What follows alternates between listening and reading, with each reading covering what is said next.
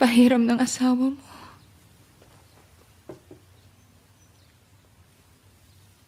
Hindi.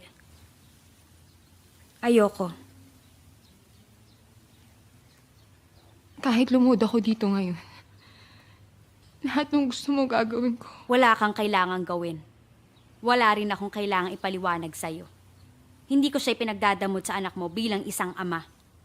Pero bilang isang asawa, karapatan kong ipagdamot ang asawa ko. Ayaw ko.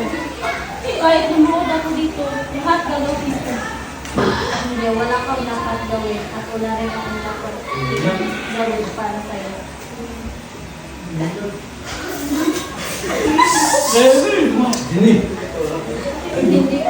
Hindi ko pinagdadamot sa asawa ko sa anak mo. At bilang